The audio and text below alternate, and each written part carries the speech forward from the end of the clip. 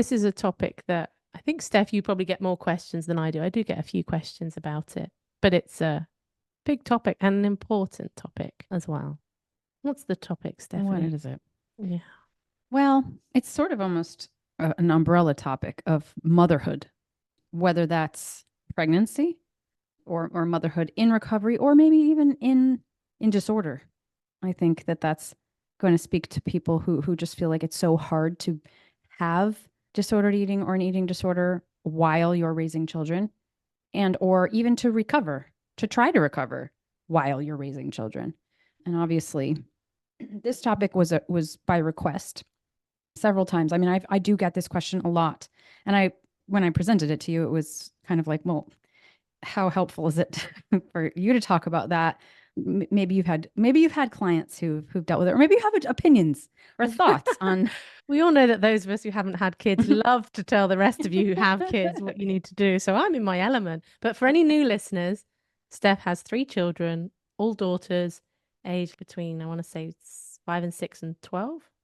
I've got 13, 10, and 7. When I recovered, it was 8, 5, and 2. Okay. So that was the beginning. They were of that age, and now they're of this age. So yeah, Yeah. I've been through the ringer. Mm-hmm. Well, let's start at the beginning with pregnancy. Okay. So you have an eating disorder and you get pregnant, presumably by design. You wanted a family, is that right? Yeah, it was an intentional thing. Mm-hmm. The other day, I actually came across this. I brought it. Well, actually, I'll show you for those of you watching on YouTube. I had this pregnancy planner at the time, Mm-hmm. and it's basically a calendar that takes you week by week. But what I used it for was a journal. So every week I would write down what I was thinking, what I was feeling, what I was going through, symptoms, and things like that.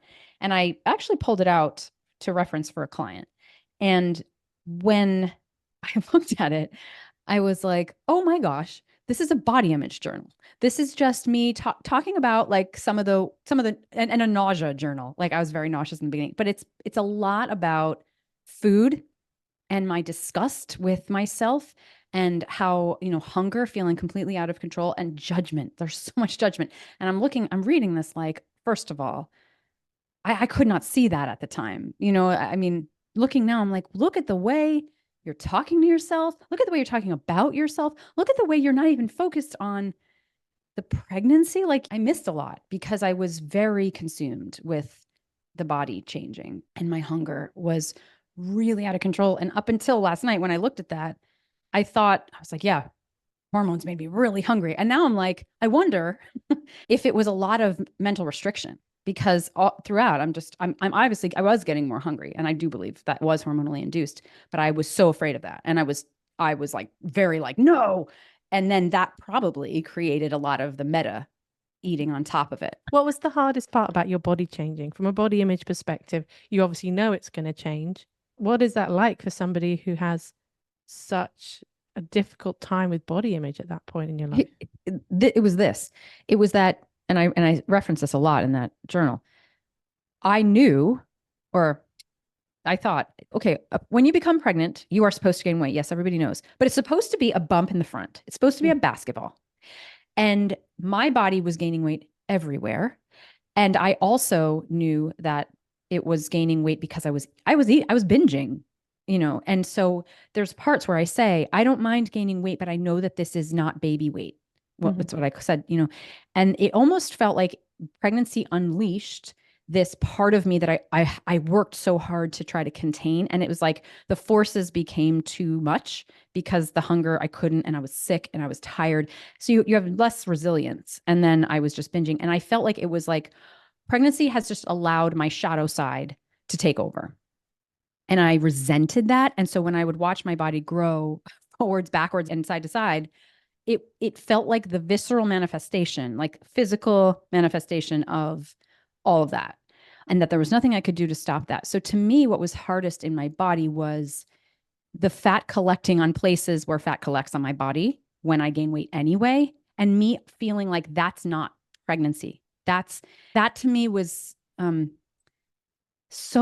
was so hard. I'm not even sure if I'm communicating that correctly or if answers the question, but it was just watching my body grow so fast in places where I thought it really wasn't supposed to be growing. I remember going to like get my hair cut. You know how when you get your hair cut, you sit in front of the full length mirror, and not a lot of people like that to begin with. But I remember sitting there. I was actually getting my hair. It was for my baby shower, and so this was towards the end. And I remember I had my baby shower that next day or something, and I remember looking at myself, even in the drape, like with the cloak thing over me, and thinking, I cannot believe I'm showing up to my baby shower looking like this. Like, I can't believe this is my life. I can't believe this thing I've thought about for a long time. And there's images of it, like there's the whole social media picture of what pregnancy looks like. And there's lots of basketball bumps advertising pregnancy on Instagram and on Pinterest, and what baby showers look like. And you look so cute in your like little white outfit and your pink outfit or your blue outfit, and you have the cutest little bump. And here I was, like the opposite of that picturesque image. And I was like, this is my pregnancy. This is what I get. Like, and I blame myself for all of that. And I feel like there's a part of me still that feels really angry about the way it's portrayed, and like the way it's supposed to look, and the way we inherit those images, and the way that it actually was. Because yeah, that to me is just such a mislead. And I know that there's women out there who don't. Again, it's the same as like with diet culture. There's people who gain weight, and there's people who don't gain as much weight in general, whether you're pregnant or not. Like, there's smaller bodies and there's larger bodies. I feel like pregnancy in a larger body is not. They don't put that out there because it's such an ideal. It's such an ideal, and I think it does such a disservice. And I have clients who, anytime I've had a client who's gotten pregnant, that is always hard, because we really do inherit a belief about what this whole thing is supposed to look like. So then, was it different for you with subsequent pregnancies? Because you did this 3 times. Was there one that was harder? Was it harder each time? Was it a bit easier each time? Or that's a good question. I think the hardest was the first, because I had no idea what to expect. And I think at that time I was really pretty deep in disorder. I was the whole time. But when I had my second, I also was in a phase of my life where I was I was engaged in more movement. So I used exercise a lot during that time. And I remember feeling more, because exercise inherently has mental health benefits, and inherently has more, I feel more connected to me when I move. Now, that's absent of the parts where I was obsessed with it and using it to make my body smaller. But during my second pregnancy, I remember I was joyfully moving at that time, even though I was also in disorder. There was a part of it that was really joyfully engaged in I was doing jazzercise. I've talked about that here. Like my 5-year stint with jazzercise. I love jazzercise. You have not. I love jazzercise. I got into it after my first was born. It's dance. It's not your mama's jazz. It's not leg warmers. It's fun. It's community. So I was doing that during my second pregnancy. And I remember, I don't know if it was the feel-good hormones of pregnancy or what, but I remember I would go and I would be I would just move. And I remember thinking, this baby's going to be so happy. She's going to have so many happy endorphins. This was my philosophy, because I felt really good about moving. Now, I still gained weight, and I probably gained almost the same amount, but not the same, not as much, because I don't think I was binging as hard during that pregnancy. There was a period of time where like my eating just seemed to stabilize during that pregnancy. And I remember thinking, that's weird. But I think I just felt better inside of my body. Whereas with my first, I was just coming out of depression. If you remember, having kids was what turned my depression into anxiety. So when I was pregnant with Julie, I was still very much in that depression part. And I didn't move. I was very low, and I ate a lot. I wasn't able, quote unquote, to restrict to the degree that I did later and before. So that was more dark to me that time. Once I was pregnant with my second and third, I was already in the part of myself that had mobilized again, in a disordered way, but I had more energy. So I used that for some good, and also for not. But those pregnancies felt a bit easier. I think I knew what to expect. And I also had more access to like other things like movement. With my third, it was more a health focused thing. I thought I needed to, at that point I'd been orthorexic. So I thought I needed to eat perfectly for her. And I was still binging, and at times, trigger warning, Um, I did purge at various times in my pregnancy. I didn't do it routinely, but I did it. Well, I remember you telling me before, and we've spoken about this, that you were so deep in your orthorexic thinking that you'd convince yourself, actually, it's better for the baby that this food is out of me than stays in me. Yeah, like the clean eating kind of idea. Mhm. I knew when I was doing that how like what I want to say is messed up. Like I remember feeling so messed up and thinking like this is I can't like whoa, you're purging and you're pregnant. Like who does that? I now understand that happens, Mm. but I can't even explain it. It's Mhm. just the urge was so strong and I needed to get it out. Um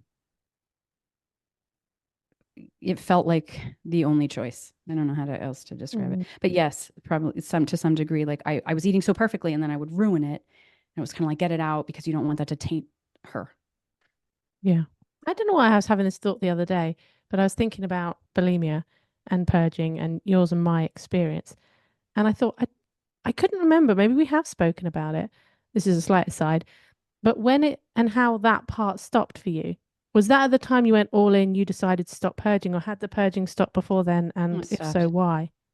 My purging came in and out throughout my all the years.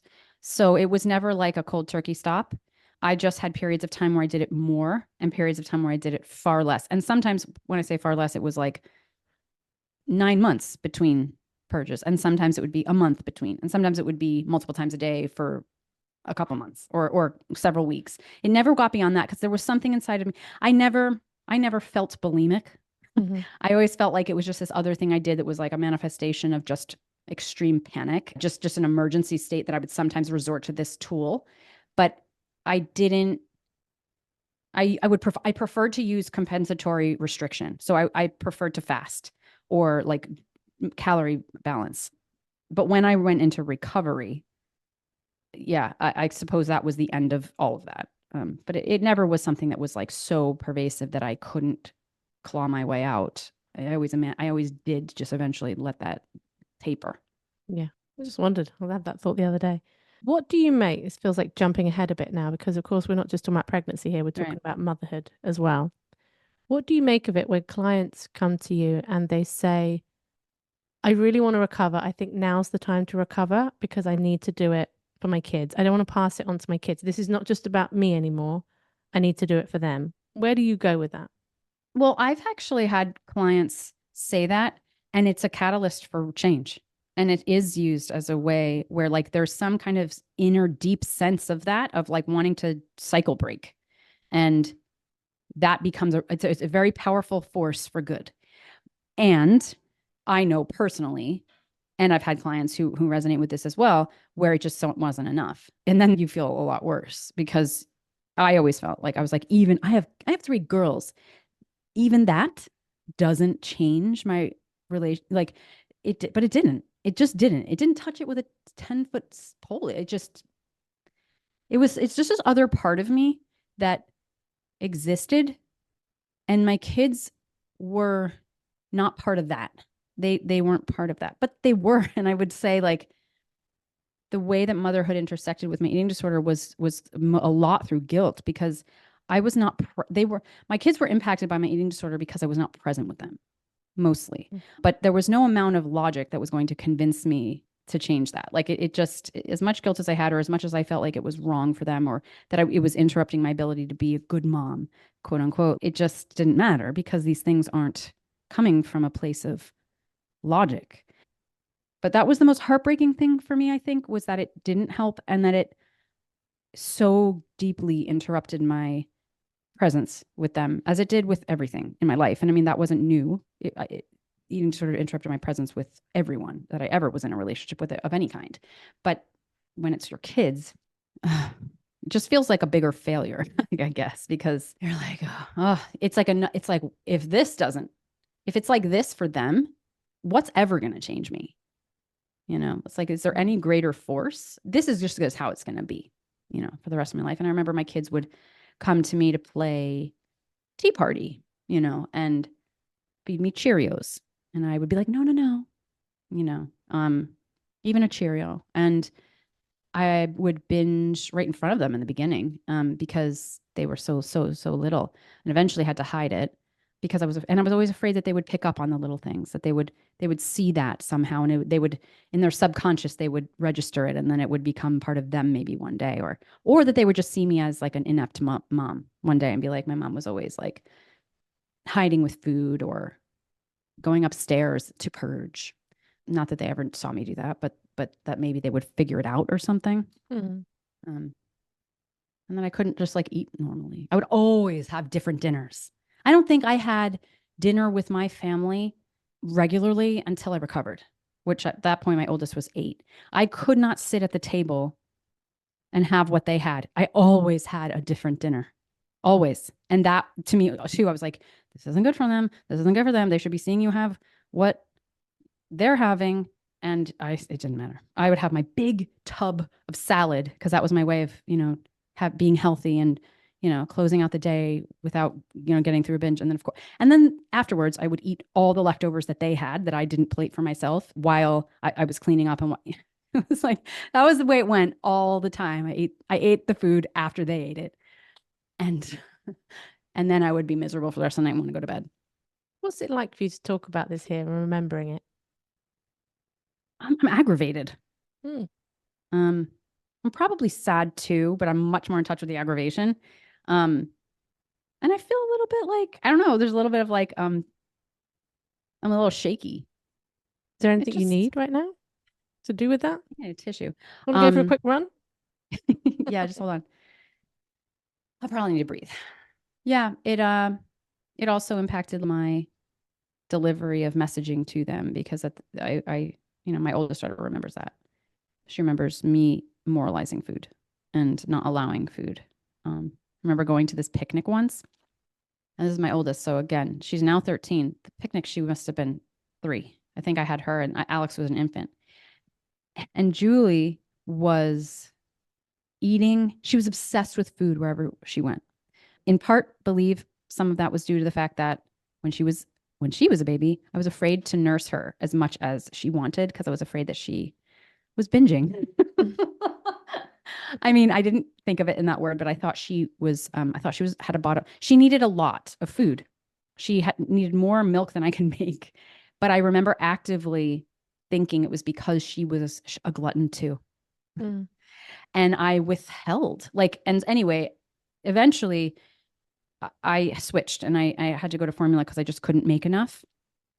And she drank and drank and drank. She drank so much. And I remember going to the doctor and the pediatrician and saying, like, I'm so afraid she eats so much. Like, she eats more than she needs. Of course, projection. But the doctor was like, it's okay. Like, babe, like, just let them do. And I remember them being like, she does eat a lot. Because one time we had to go in and like do like a feeding in front. And she ate more than like she ate. I remember the doctors being like, she does have a hearty appetite. I'm like, well, like now I'm like, yeah.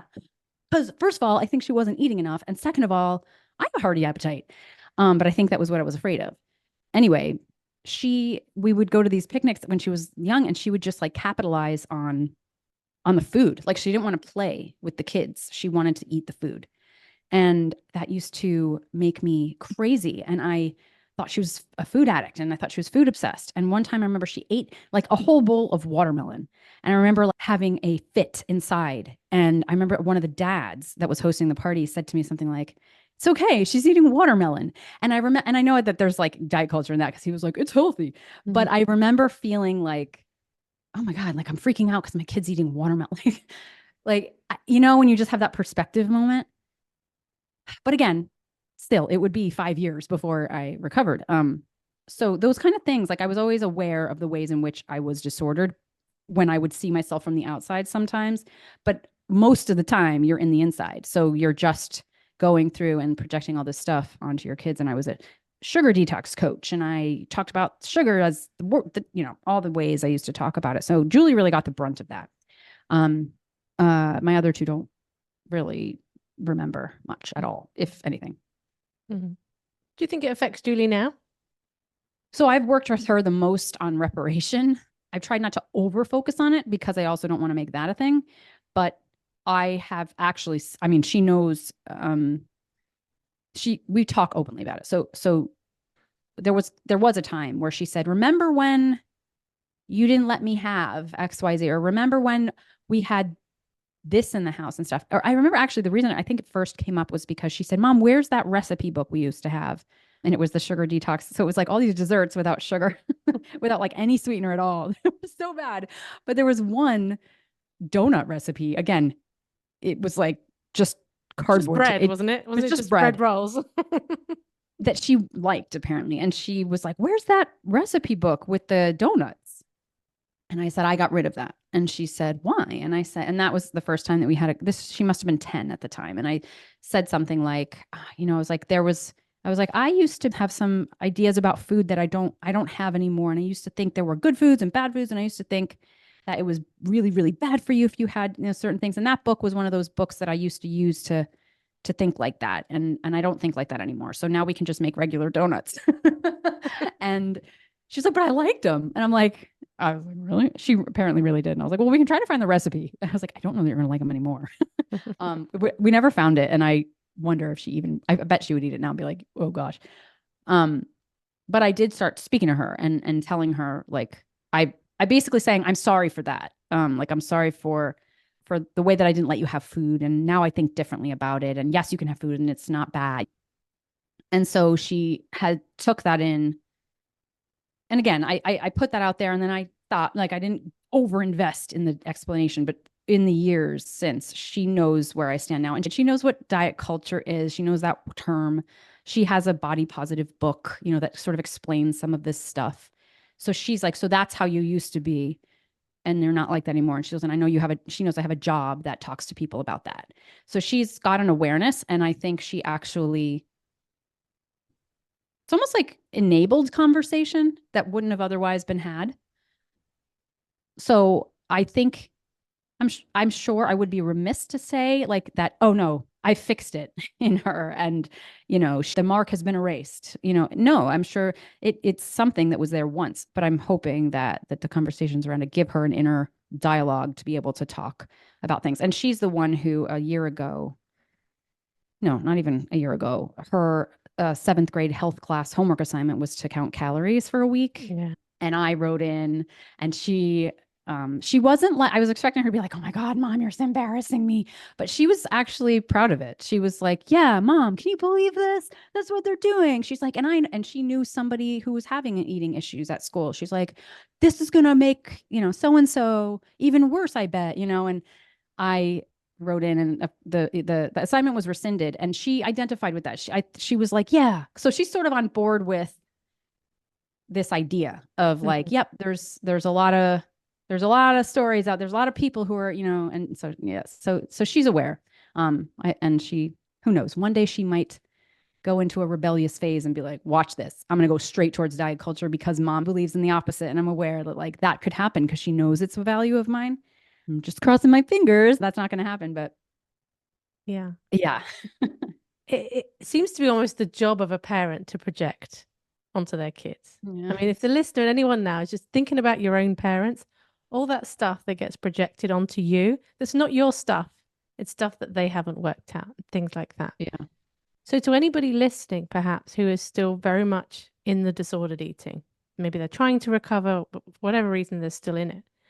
I'm curious what you would offer, because you talked about these little moments of clarity when you realized you were freaking out about watermelon, and you realized this, you had those moments. Is there anything, I guess I'm curious, I expect you to have all the answers, how you would speak to parents about recognize, because it's the worst thing that parents do, whether it's about food or whatever it is, it's the thing that has the most damage, I believe, as a therapist, is all this stuff that gets projected onto your kids. Yeah.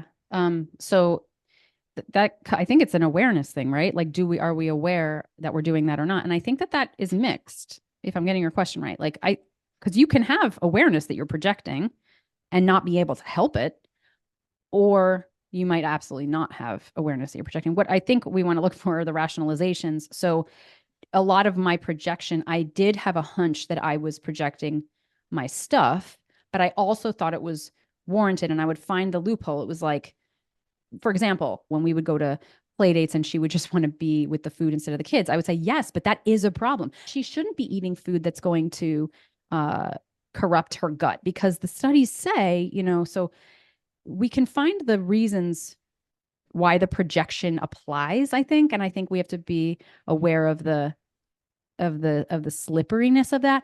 This isn't even just about kids and projection. I think that at any time that we're kind of noticing my stories they're becoming a problem, like they're becoming a problem for my kids or they're becoming a problem for me. These are kind of coming from my stuff, and looking at that is to confront oneself. And I think that that's a very uncomfortable thing to do. But then once we do, it's kind of like, what do I do with it? Like, yeah, I know I'm doing this, but now what? But then what? So to me, I didn't do anything with any of that, even where I did have awareness, until I actually recovered. Perhaps that was part of the impetus for my recovery, which not explicitly, but it was probably part of the exhaustion. So when I talk about when I eventually did recover, it didn't come from my kids, but it came from an overall exhaustion level that I had about the whole thing was just existing for me. That which was part of it. All of these years of collecting, like, oh my gosh, I feel really guilty because look what I'm doing. Even if I was justifying it underneath, I knew it was my stuff, contributed to the overall exhaustion that eventually got me to a place of like, this is too much for me. This is too much. This is beyond. I can't do this anymore. And maybe those things were a factor actually, but maybe just more indirectly, more collected over time. Well, as well, when we think about projection, I think it's really hard to see it or own it if that self-judgment comes in too loud. The shame piece. It's why most things I think go into our blind spot, is because if we were to confront it, we'd feel shame. For anyone listening, if you picture, I don't know, somebody in your life who you feel like has a massive blind spot about something. I always use the example, it's the person who goes, I'm not a judgmental person. It's like, you're like in my top 5 judgmental people in my life. But okay, you're not a judgmental person. They can't own their judgmentalness, that's a word, without that triggering shame. Whereas I can say like, yeah, I can absolutely be judgmental. Yeah. And I'd like to think that I try and own that as much as possible because that's more important to me. So I guess it comes from as well recognizing that it's very human to project. We're all doing it. And that when you're a parent, it's projection on steroids, because there's something about this human being being an extension of you. You created this person. So when you see things in that kid that is part of your stuff, it's triggered, like that is like, oh my gosh, bigger than anywhere else, like in terms of in my understanding. Holy cow. Yeah. I mean, not even just with, I mean, I still have that happen with things not to do with food behavior. I mean, I still, every time my daughter, like, it just happened yesterday and I had to go and be like, that's my story. That's my story. That's my story. Yeah. And that's really, really hard. Yes. It's human. It's human. It happens. But it can also, sometimes we are willing to look at shame and it just further convinces us that we're like, yeah, you do suck. You're putting your story on your kid and you can't even help it. They're like, you can't even stop it. And I see it. I would see it like loud and clear. And as someone who's been a former child, I can speak to these conversations, for example, that you have with Julie, those conversations that you can have as a parent can hold so much power, even as adults. That window doesn't close. Sometimes hearing your parent own something or even just acknowledge something about their own experience. I had this recently with my dad. There have been certain aspects about him which have always confused and frustrated me no end. And then it kind of came out in a slightly different way, but he tells me this story about, he rarely talks about himself when he was younger, but he tells me about this whole experience of himself coming to the UK and starting at a new school, and so much slotted into place. I can't tell you like how transformative that was to understand that piece of my dad, because it brought these other pieces into context, which I'd had zero context for before. And I think the tendency, or the human tendency, is like, I just want to bury my head in the sand. I want to, okay, I'm recovered now. So let's just like bury my head in the sand about this and hope it's not a problem later on. Let's fingers crossed kind of thing. And then if it does come up as a problem, to be defensive in the whole, like, well, I recovered and I did all this. I would love people in general and parents to be able to acknowledge their part in a non-shamed way, just to be able to own it. I think it is one of the greatest gifts you can give to your child, even if your child's an adult. Yeah, that might be a cultural shift, a generational shift, I should say, not cultural. because when I was growing up, there was a hierarchy that was very much like, yay, yes, yay, hierarchy. Like that was the point. My dad really believed in the power of being all knowing and all powerful as a way of like protecting a child and being like a role model for a child. So for him to have ever said anything like, I'm sorry, or I got that wrong, would have been a direct attack on his entire sense of what makes a child safe, ironically. Yeah. And still is, that I think it's different. I think he's hearing more, but by nature, no, that dynamic was in place for a reason for him. Whereas I feel like the backlash of like kids who are now parents who are kind of like correcting. My sister's a good example of that. She's the type who was like, everything that I was harmed by, I'm doing the opposite for my children. And so she kind of went the other way completely. So I think that there is a generational response to the way that hierarchy sort of was really intact at one time. And I think maybe there's more opening. And I see it with like the newer generation of parents, because at this point I'm not even like, there's like parents who are at least a decade younger than me, if not two, who are kind of more open to being more of that mindset with their kids and saying things and being more compassionate and having more humility, where that's not a threatening part of that dynamic. Yeah. Is there anything else you think we need to cover in terms of the sort of questions you've been asked about this? It's helpful. The only other piece is how to recover with kids. And I mean, I could go on for another hour about that, but what I will say is that there's, a lot of the experience of parenting can be, there's less time for you and there's a lot of time we have to give. How do we take care of ourselves in this very, very significant way when we are recovering, when we have so much other responsibility? And I'm just sort of using my own experience only at the moment, just for time's sake, to talk to name that, like, when I went into recovery, I really did treat it like a full-time job. It was the focus for me. And I was still parenting, obviously, but my mental space, like a lot of my emotional and a lot of the retreat I had to do coincided with parenting. And I had a good support for that. Like Mike supported me. So that was a factor and it's a privilege that I had. But I didn't feel selfish. I didn't feel like I can't give myself that time, attention, and energy because I owe that time, attention, and energy to my children. I really felt like this is for my children. Like this will benefit my children. And also I had to really look at, is the alternative better? Like, am I really giving to them anyway? Like I'm not present with them. My mind is elsewhere all the time. Like, is this that different? Is recovery, it's just putting my attention to a different thing instead of putting it towards like, how am I going to secretly binge, or how am I going to restrict, or how am I going to go for a run? It's how am I going to recover?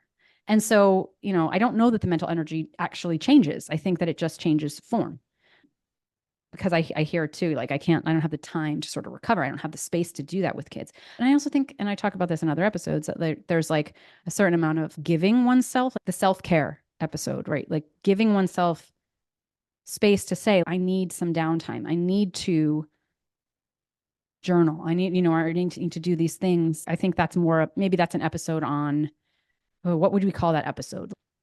Not a people pleasing, but the dynamic of I give before I receive, which is not my MO. Yeah, it's the whole oxygen mask thing, isn't it? Yeah.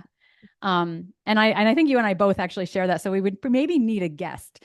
I think we both take care of ourselves. Yeah, we need someone who finds it harder. We're not like, oh, I put everyone else first. So we don't balance on this equation, but I know that a lot of moms resonate with that a lot of like putting their kids before themselves. That was a built-in more easy for me because not that I don't put my kids first, but that I also know how to put myself first. So we could maybe talk about that dynamic separately, but it applies here. Yeah. This is going to be a really fun one for me to edit. I'm looking forward to this week. You were thinking that the whole time. You're like, going to feel like, it did cross my mind a couple of times. I was like, oh, this is going to be like 10 minutes of editing for me. Just for the listener, Steph and I each edit our own parts for the podcast. So if there's a week when Steph talks a lot more, then I'm like, yay, less time editing. Do you ever find that what happens to me is when I edit, because I'm only editing my parts, I always close the edit being like, I talked a lot and I didn't let Sarah get a word in edgewise. And then I'm like, wait, that's because you skipped Sarah's parts. But I always feel like I'm talking too much and I want to edit. I want to cut a lot out. So I'm like, all I keep hearing is my own voice.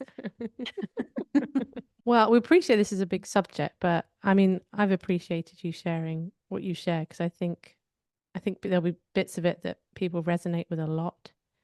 And I also think that you talk about things that a lot of people just would find really hard to talk about because you'll own it. Maybe that's why I was shaking. Maybe because, yeah, it was quite vulnerable, to share these things. And everyone's quick to criticize parenting and things like, I mean, maybe it's a little bit easier or feels a little bit safer because you're out of it. So you can talk about it retrospectively. But then if you were in it, you wouldn't be as aware about it to the extent that you are now anyway. So. Yeah. And I just want to close by saying this. When I think about it, actually, recovering with kids was actually not, it was actually kind of rewarding. Like it wasn't like this really hard thing to do that I also had to do with kids.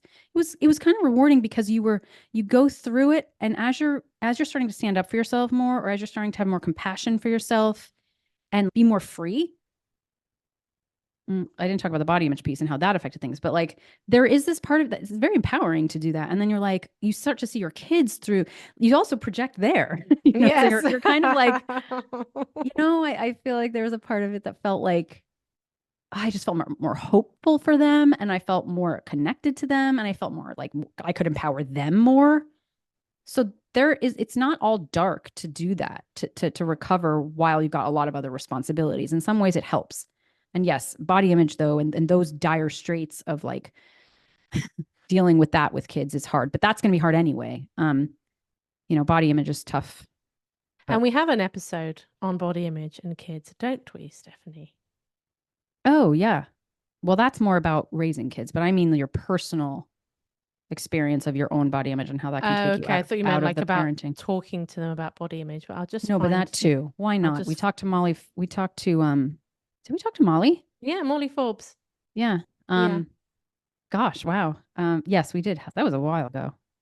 Yeah, I know. That's going to be around episode 35 or something. She was one of the first guests. She might have been the second guest. Is it? I know, I'm just guessing. No, I think it might have been in the 30s. 62. It is 49. 49. Yeah. Later than I thought. Yeah, episode 49. How do I raise my kids to have a positive body image? If you came to this episode hoping to find out about that, sorry that you got to the end of the episode, but we can point you to that one. Well, we'll make sure to title it in a way that's clear. Yes. Yes. But yeah. Okay. All right. All right. Bye. Gotta go. Bye.